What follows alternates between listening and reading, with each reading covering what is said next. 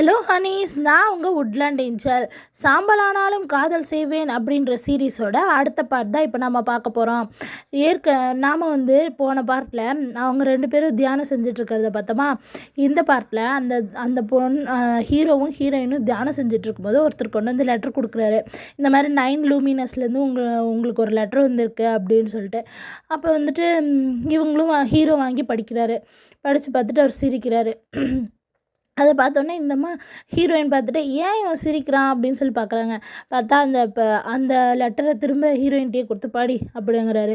இது ரொம்ப சின்சியராக இருக்குது, ஸ்மூத்தாக இருக்குது, என்ன கொஞ்சம் பெருசாக இருக்குது, குறிப்பு ரொம்ப வளவலன்னு எழுதாமல் கொஞ்சம் சின்னதாக எழுதியிருந்தாங்கன்னா இன்னும் நல்லா இருந்திருக்கும் அப்படின்னு சொல்கிறாங்க. ரொம்ப பியூட்டிஃபுல்லாக எழுதியிருக்காங்க அப்படின்னு எல்லாம் சொல்லும்போது சரி பாடி அப்படிங்கிறாரு. ஹீரோயின் படிக்க ஆரம்பிக்கிற போது பார்த்தா அந்த லெட்டர் வந்ததே ஹீரோயினுக்கு தான். அது ஒரு லவ் லெட்டர். அதை படித்தோடனே இவங்க லவ் லெட்டரா அப்படி சொல்லிட்டு இவங்க அதை படிச்சுட்டு இருக்கும்போது 2 வரி தான் படிச்சிருப்பாங்க. அதுக்குள்ளேயே அந்த பொண்ணு வெளியே உங்களை ஒருத்தங்க பார்க்குறதுக்கு வந்திருக்காங்க அப்படின்னு சொல்லிட்டு அதே அசிஸ்டண்ட் சொன்னோடனே இந்த நம்ம ஹீரோயினும் வெளியே போய் பார்க்கும்போது நீங்கள் அந்த லெட்டரை படிச்சிட்டிங்களா அப்படின்னு சொல்கிறாங்க. படிச்சேனே, சூப்பராக இருந்ததுமா அப்படின்னு சொல்கிறாங்க. அப்படியா, அப்படின்னா அது உங்களுக்கு ஓகேவா அப்படின்னு சொன்னோன்னே இவனும் சூப்பர் நல்லா இருந்துச்சு, என்னை யாருமே அப்படியெல்லாம் பாராட்டினதே இல்லை அப்படின்னோடனே அந்த பொண்ணு கட்டி பிடிச்சி முத்தம் கொடுத்துட்டு ஓடி போயிடுது. என்னடா அவள் பண்ணுறா அப்படின்னு சொல்லிட்டு பார்த்துட்டு ஒன்றுமே நினைக்கல. அவள் பாட்டுக்கு தட்டி விட்டுட்டு அவள் பாட்டுக்கு கிளம்புறா. அவளுக்கு தான் ஒன்றுமே தெரியாது இல்லையா. அவளுக்கு தெரியாமல் இருக்கிறதுக்காக தானே அவங்க அம்மா அந்த கேர்ஸை கொடுத்துருக்காங்க. அதனால் அவளுக்கு ஒன்றுமே புரியல. உடனே இங்கே இன்னும் கொஞ்ச நாள் கழித்து காட்டுறாங்க. அந்த இடத்துல ரைஸ் டம்ப்ளிங் கொடுத்துட்ருக்காங்க. அந்த ரைஸ் டம்ப்ளிங் ஒவ்வொன்றுமே 1 வருஷத்துக்குரிய கல்டிவேஷனே இவங்களுக்கு கொடுக்கும். எல்லாருக்குமே அந்த ஹெவன்லி பேலஸில் இருக்க எல்லாருக்குமே கொடுப்பாங்க. அப்போ பார்த்திங்கன்னா ஹீரோயின் அங்கே இருக்கிறதெல்லாம் திருடிட்டு வந்துடுறாங்க. 20 பீஸ் அங்கேருந்து திருடிட்டு வந்துடுறாங்க. 20 பீஸ்லேயும் சாப்பிட்டு முடிச்சிடுறாங்க. அவங்களால சாப்பிடவே முடியல. கஷ்டப்பட்டு சாப்பிட்டு முடிச்சுட்டு ஐயோ இது என்ன 20 சாப்பிட்ருக்கேன், வெறும் 20 வருஷத்துக்குரியது தானா, ஐயோ என்னால் முடியல அப்படின்னு சொல்லிட்டு கத்துறாங்க. அப்போ அந்த அசிஸ்டண்ட் ஒருத்தர் வருவார்ல, அவங்க பார்க்குறாங்க. பார்த்துட்டு இத்தனையும் நீ சாப்பிட்டியா, கஷ்டப்பட்டு சாப்பிட்டேன், வெறும் இவ்வளோ தான் வந்திருக்கு தெரியுமா அப்படின்னு சொல்லிட்டு அவங்ககிட்ட கம்ப்ளைண்ட் பண்ணும்போது அப்போ அவர் சொல்கிறாரு, இதே மாதிரி நான் பெருசு ஒன்று இருக்குது, நான் கேள்விப்பட்டிருக்கேன், அது 500 வருஷத்துக்குரிய ஒரு டம்ப்ளிங் தான்.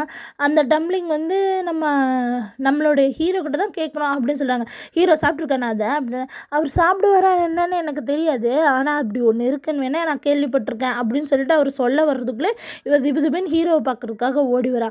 ஓடி பார்க்கும்போது ஹீரோ நீ எங்கேயோ சுற்றிட்டு இருந்தியாமே அப்படின்னா, இல்லையே நான் நல்ல பிள்ளை, நான் என் ரூம்லேயே தான் இருந்தேன், நான் எங்கேயுமே போகல அப்படி அப்படியா, சரி இப்போ எனக்கு பசிக்குது,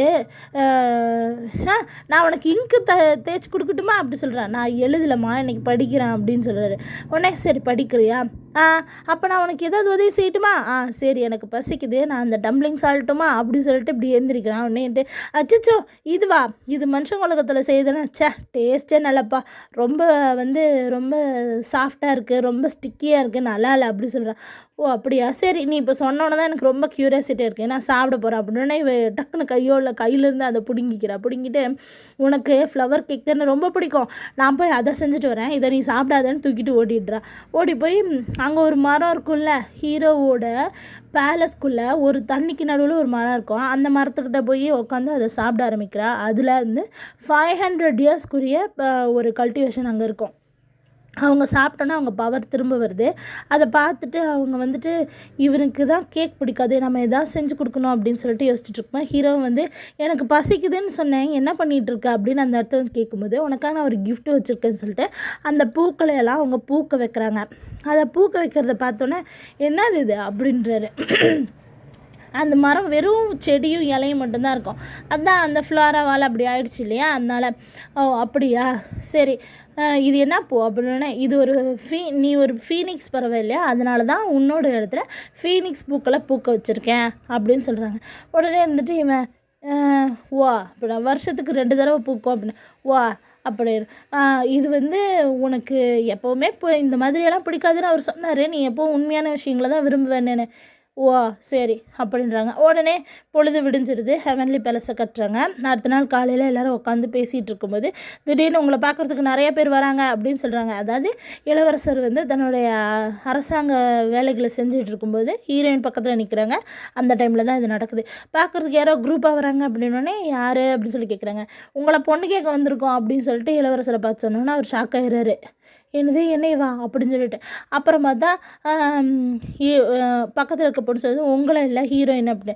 ஹீரோயினியா அப்படின்னு சொல்லிட்டு அப்போ தான் வந்து ஹீரோ சொல்கிறாரு, இங்கே பாருங்கள் இந்த கல்யாணத்தை தடுத்து நிறுத்தணும்னு ஒன்று நான் ஆசைப்படல, ஆனாலும் அது முடியாது அப்படின்ட்டு.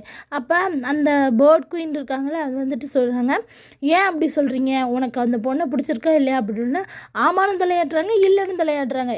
உனக்கு பிடிக்குமா பிடிக்காதா அப்படின்னு. எனக்கு பிடிக்கும், ஆனால் அது ஒரு ஃப்ரெண்டாக தான், நான் வந்து வேறு எதுவுமே நினைக்கவே இல்லையே அப்படின்னு சொன்னோன்னா அப்போ ஹீரோ சொல்கிறாரு, இல்லை உண்மையாலுமே சொல்கிறேன், அவங்களால கல்யாணம் பண்ணிக்க முடியாது, இதை வந்து நான் உங்களை கல்யாணம் பண்ணக்கூடாதுன்றதுக்காக சொல்லலை, நான் ஒரு உண்மையை சொல்கிறேன் அப்படின்னு சொல்லிட்டு நேராக வந்து அந்த பொண்ணு தலையில் குத்திருக்கு அந்த கிளிப்பை ஹீரோயின் தலையில் இருக்க அந்த கிளிப்பை, அந்த உட்டன் கிளிப் ஒன்று இருந்ததில்ல அந்த கிளிப்பை எடுக்கிறாரு. அது எடுத்தோன்னு பார்த்தா அது ஒரு கேர்ளுன்னு மாறிடுது.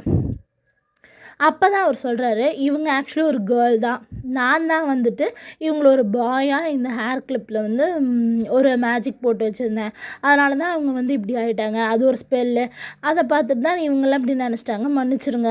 அப்புறம் இவன் நார்மலாகவே எப்போவும் பசங்க மேலே தான் ட்ரெஸ் பண்ணுவா, அதனால வித்தியாசம் யாருக்கும் தெரியல, என் மேலே தான் தப்பு அப்படின்னு சொல்கிறாங்க. உடனே இவங்களும் வந்துட்டு ஹீரோயின் அப்போ தான் நினைக்கிறாங்க, டே பாரா நான் பொண்ணுன்றது எனக்கே தெரியாத அளவுக்கு இவன் அந்த ஸ்பெல்லு மாட்டினது கூட தெரியல பாரு அப்படி சொல்லிட்டு. இதை பார்த்துட்டு தான் அந்த மூன்லாட் கூட அன்றைக்கி பையன்னு சொல்லியிருக்காரு. மூன்லாடோட இடத்துல இருக்கவங்கெல்லாம் நீ நிறைய பொண்ணை கல்யாணம் பண்ணியிருப்பேன்னு கிண்டல் பண்ணிகிட்டு இருந்திருக்காங்க. உடனே இங்கே காட்டுறாங்க, மூன்லாடி இன்றைக்கி வந்து உனக்கு இந்த ட்ரெஸ் நல்லாயிருக்குமா அந்த ட்ரெஸ் நல்லாயிருக்குமான்னு சொல்கிறாரு. அப்போ வந்துட்டு இவங்க வயலட் கலர் ட்ரெஸ் எடுத்து கொடுக்கும்போது இல்லை இந்த ட்ரெஸ் நல்லா இல்லை எனக்கு பிடிக்கல அப்படின்னு சொல்கிறாங்க.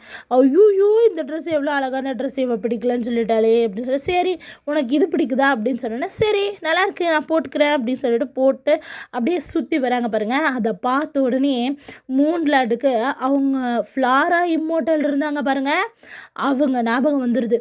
பார்த்தோன்னே நீ இங்கே தான் இருக்கியா அப்படின்னா, நான் இங்கே தான் இருக்கேன், அப்போ இருந்தே இங்கே தான் இருக்கேன் அப்படின்னா, அது இல்லைம்மா சரி விடு நான் வேறு ஏதோ ஞாபகத்தில் பேசிட்டேம்மா, நீ ரொம்ப அழகாக இருக்குமா, உனக்கு இந்த ட்ரெஸ் சூப்பராக இருக்குமாண்ணா.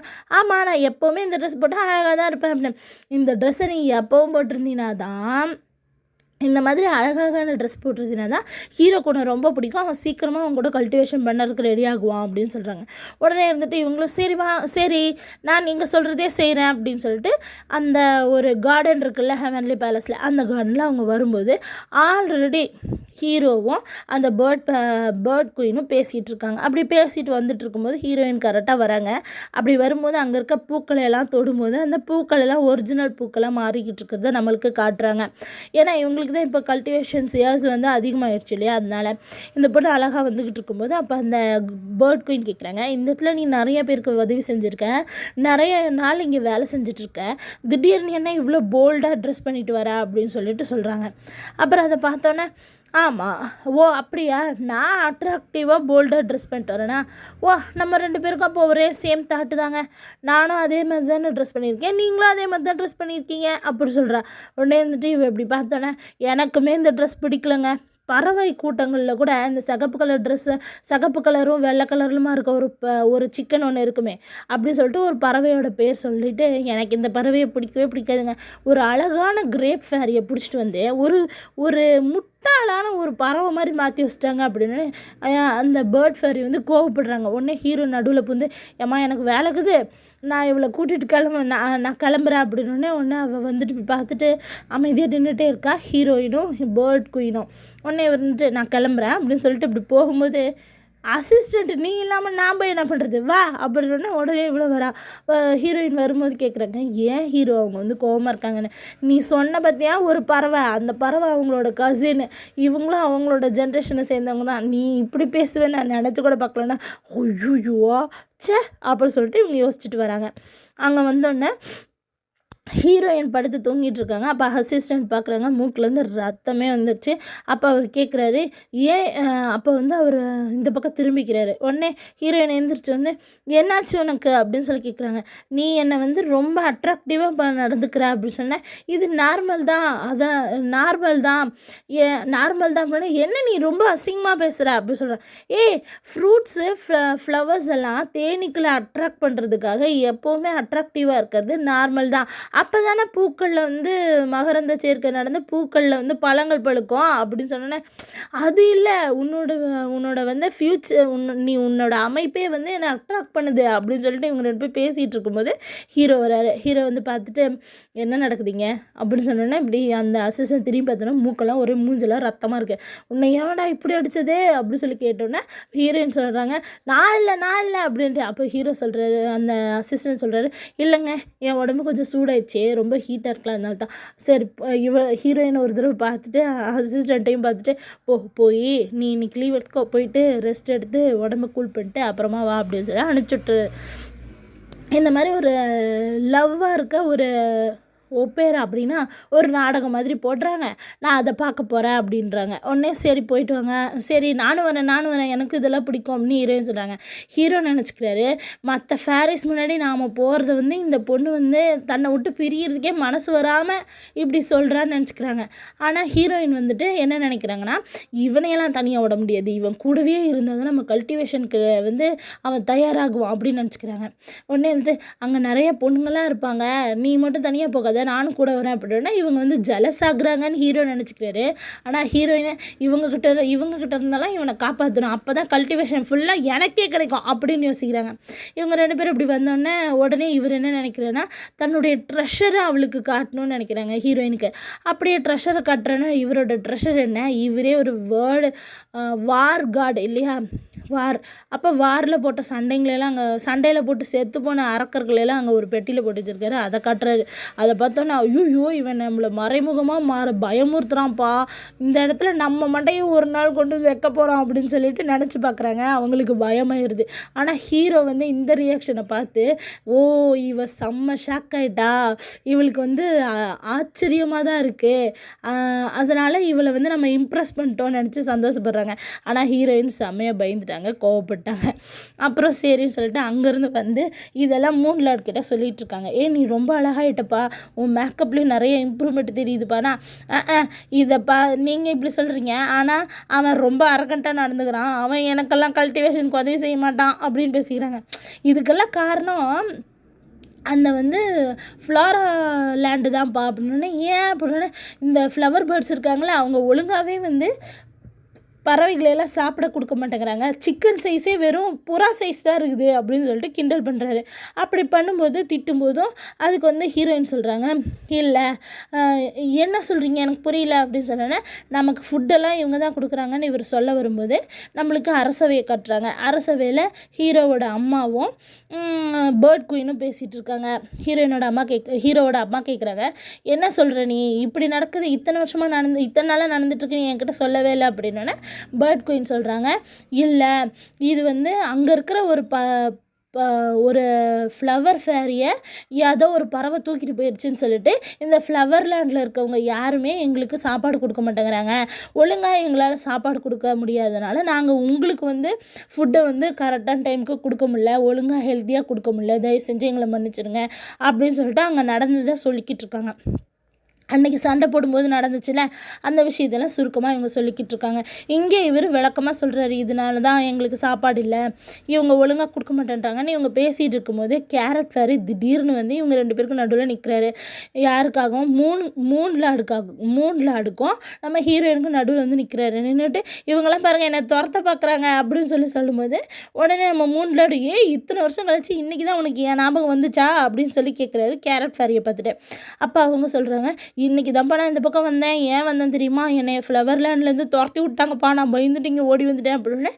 உடனே ஹீரோயின் கேட்குறாங்க, ஏன் உன்னை துரத்தி விட்டாங்க அப்படின்னு. ஏவா நீ யார் அப்படின்னு சொல்லி கேட்கும்போது, நான் தான் கிரேப் ஃபேரி, உனக்கு என்ன தெரியலையா அப்படின்னு.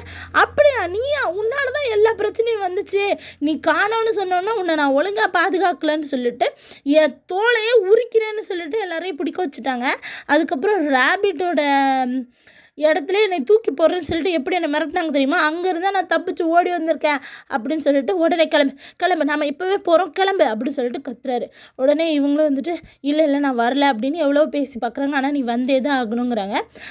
மூன் லார்ட் இருக்கார்ல, அவர் வந்து என்னுடைய என்னுடைய மருமகனோட பொண்டாட்டியை நீ கடத்திட்டு போகிற அப்படின்னு. இவனோட மருமகனுக்கா நீ பொண்டாட்டியாக மாறின, அவனுக்கு 8 லவர்ஸ் இருக்காங்க, 10 பொண்டாட்டி இருக்காங்க அப்படின்னு சொல்லிட்டு அவர் வந்து சொல்கிறாரா.